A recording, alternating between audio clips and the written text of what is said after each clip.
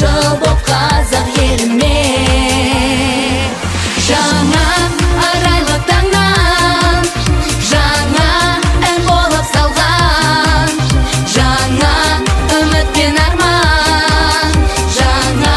жырда жаңа сыр жаңа шырағын жағып жаңа жұлдызы жарық жаңа күндерін алып келді жаңа жыл